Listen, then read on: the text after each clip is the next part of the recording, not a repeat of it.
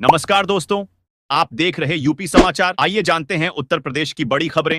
आप इस वीडियो को किस जिले से देख रहे हैं, कमेंट में जरूर बताएं। आज की पहली खबर, अब जमीन का भी बनेगा आधार कार्ड, कोई नहीं कर सकेगा अवैध कब्जा। भारत में जमीन की सुरक्षा के लिए एक नई पहल के तहत अब जमीन का आधार कार्ड बनाया जाएगा। इस कदम का उद्देश्य जमीन पर अवैध कब्जों को रोकना है। वर्तमान में जमीन की बढ़ती कीमतों के कारण लोग उसमें निवेश कर रहे हैं, लेकिन कई बार देखरेख की कमी के कारण दबंग लोग जमीन पर कब्जा कर लेते हैं। अक्सर विवादों और कानूनी मुकदमों का सामना करना पड़ता है। जमीन का आधार कार्ड बनने से हर जमीन का डिजिटल रिकॉर्ड होगा, जिससे मालिक की पहचान सुनिश्चित होगी और विवादों की संभावना कम होगी।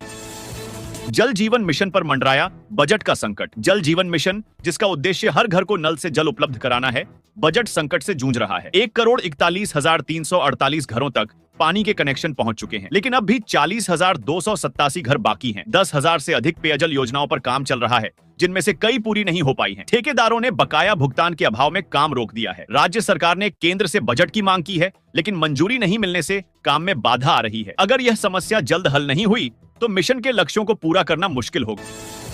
26 जनवरी 2025 का मौसम। उत्तर भारत में ठंड जारी, दिल्ली एनसीआर में कोहरा और हिमाचल में बर्फबारी की संभावना। उत्तर भारत में 25 जनवरी 2025 तक कड़ाके की ठंड जारी रहेगी। दिल्ली एनसीआर में कोहरे के साथ ठंडी हवाएं चलेंगी। हिमाचल प्रदेश में बर्फबारी की संभावना से ठंड और बढ़ने के आसार हैं। पश्चिम बंगाल, उत्तर प्रदेश, बिहार, गुजरात, असम और उत्तर पूर्वी राज्यों में कोहरा छाए रहने की संभावना है। राजस्थान में उत्तरी हवाओं के कारण तापमान में गिरावट हो सकती है। विशेषज्ञों का मानना है कि ठंड और कोहरे की यह स्थिति कुछ और दिनों तक बनी रह सकती है।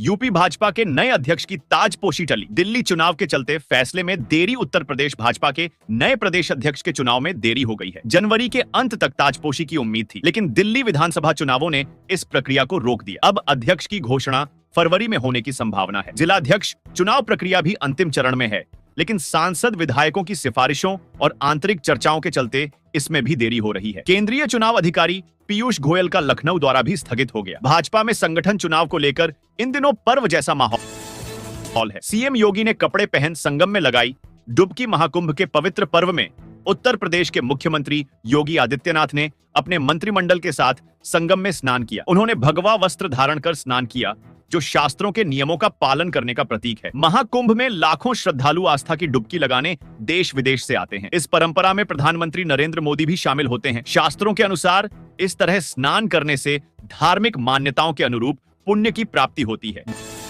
बिहार में अब नहीं हो पाएगी बिजली चोरी। बिहार में बिजली चोरी पर रोक लगाने के लिए राज्य के ट्रांसफार्मरों में मीटर लगाने का काम तेजी से किया जा रहा है। अभी तक 69% ट्रांसफार्मरों में मीटर लगाए जा चुके हैं और 2025 तक सभी ट्रांसफार्मरों में यह प्रक्रिया पूरी कर ली जाएगी। इस कदम से बिजली की खपत पर निगरानी रखी जा सकेगी और जरूरत के अनुसार ट्रांसफार्मर अपग्रेड किए जा सकेंगे। नॉर्थ और south Bihar power distribution company limited इस योजना को आरडीएसएस योजना के तहत लागू कर रही है। लखनऊ से ही गोरखपुर के लिए लौट जाएगी। वंदे भारत महाकुंभ के दौरान वंदे भारत एक्सप्रेस का शेड्यूल बदला गया है। 27 जनवरी से 4 फरवरी तक यह ट्रेन गोरखपुर और प्रयागराज के बीच निरस्त रहेगी और केवल गोरखपुर लखनऊ रूट पर चलेगी। इस अवधि में सुबह गोरखपुर से चलकर यह ट्रेन लखनऊ में ठहर जाएगी और शाम को लखनऊ से गोरखपुर लौट जाएगी। रायबरेली और प्रयागराज रूट के यात्रियों को इस दौरान असुविधा होगी। अन्य ट्रेनों के रूट में भी बदलाव किया गया है, जिससे यात्रियों को योजना बनानी होगी। युवाओं को उद्यमी बनाने की बड़ी पहल। मुख्यमंत्री योगी आदित्यनाथ ने उत्तर प्रदेश को असीम संभावनाओं वाला राज्य बताते हुए अगले 4 वर्षों में राज्य की अर्थव्यवस्था को $1 ट्रिलियन तक पहुंचाने का लक्ष्य रखा है। यूपी दिवस के अवसर पर उन्होंने सीएम युवा उद्यमी योजना की शुरुआत की, जिसके तहत 1 लाख युवाओं को 5 लाख रुपए का ब्याज मुक्त आरण दिया जाएगा। अभी तक 25,000 युवाओं को 254 करोड़ रुपए का आरण वितरित किया जा चुका है। 75,000 और युवाओं को जल्द ही यह लाभ मिलेगा। उन्होंने अगले वित्तीय वर्ष से जीरो पॉवर्टी योजना लागू करने की भी घोषणा की।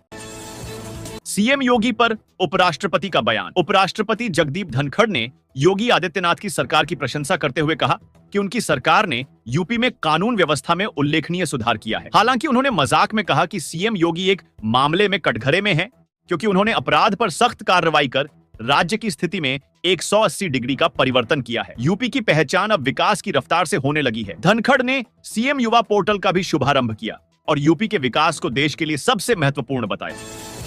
अवैध निर्माण पर योगी सरकार का बुलडोजर एक्शन। राजधानी लखनऊ में अवैध निर्माणों पर योगी सरकार की सख्त कार्रवाई जारी है। मोहनलालगंज, मड़ियांव और सैरपुर में अवैध प्लॉटिंग और निर्माणों पर बुलडोजर चलाया गया। निर्माणाधीन 12 रो हाउस और 3 व्यावसायिक कॉम्प्लेक्स को सील किया गया। डेवलपर्स द्वारा विकसित सड़कें, नालियां और बाउंड्री वॉल को भी ध्वस्त किया गया। यह कार्रवाई अवैध प्लॉटिंग और व्यावसायिक निर्माण रोकने के लिए की जा रही है।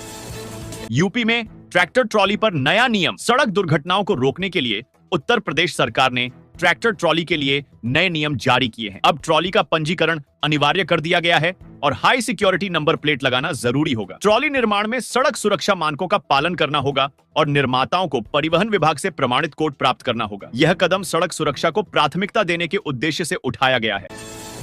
सस्ते दामों में घर पाने का सपना होगा साकार। प्रधानमंत्री आवास योजना शहरी 2.0 के तहत जल्द ही किफायती आवास निर्माण शुरू होगा। गरीब और मध्यम आय वर्ग के परिवारों को शहरी क्षेत्रों में सस्ते आवास उपलब्ध कराने के लिए वित्तीय सहायता दी जाएगी। विधवाओं और वरिष्ठ नागरिकों के लिए विशेष अनुदान का प्रावधान रखा गया है। BLC योजना में 12 महीने के अंदर घर पूरा करने पर लाभार्थियों को 10,000 रुपए का अतिरिक्त पुरस्कार मिलेगा। यूपी सरकार का बड़ा एक्शन। बरेली पीलीभीत हाईवे मामले में 7 राजस्व कर्मियों पर गिरी गाज। उत्तर प्रदेश सरकार ने बरेली पीलीभीत सितारगंज हाईवे के लिए भूमि अधिग्रहण में हुई गड़बड़ी पर सख्त कदम उठाते हुए 7 राजस्व कर्मियों पर बड़ी कार्रवाई की है। इन कर्मचारियों पर परिसंपत्तियों के मूल्यांकन में लापरवाही का आरोप है। अगस्त 2024 में किए गए मूल्यांकन की रिपोर्ट की दोबारा जांच में लापरवाही उजागर हुई। कमिश्नर सौम्या अग्रवाल के निर्देशन में एडिशनल कमिश्नर प्रीति जायसवाल ने गहन जांच की। 6 लेखपाल दोषी पाए गए और उन्हें निलंबित कर दिया गया, जबकि एक सेवानिवृत्त कर्मचारी के खिलाफ कार्रवाई के लिए रिपोर्ट राजस्व विभाग मुख्यालय भेजी गई। जांच में पाया गया कि अमीन, लेखपाल और NHAI की टीम ने संयुक्त मूल्यांकन में मानकों का पालन नहीं किया, जिससे शासन तक शिकायत पहुंची। मेरठ एनकाउंटर। सौतेले भाई के परिवार की हत्या के आरोपी नईम का हुआ अंत। मेरठ में सौतेले भाई के परिवार की जघन्य हत्या के आरोपी नईम को पुलिस ने शनिवार सुबह मुठभेड़ में ढेर कर दिया। नईम और उसके बेटे सलमान पर 50-50 हजार का इनाम घोषित था। 8 जनवरी की रात नईम और सलमान ने मोइन, उनकी पत्नी और 3 बेटियों की निर्मम हत्या कर 5 लाख रुपए की नकदी लूट ली थी। मामले की जांच के बाद पुलिस ने नईम और सलमान को पकड़ने के लिए घेराबंदी की। मदीना कॉलोनी के पास हुई मुठभेड़ में नईम मारा गया, जबकि सलमान की तलाश जारी है। मेरठ के लिसाड़ी गेट क्षेत्र में हुई इस घटना ने पूरे इलाके को दहला दिया था। पुलिस का कहना है कि नईम को पकड़ने में मिली सफलता के बाद मामले में अन्य अपराधियों पर भी शिकंजा कसा जाएगा।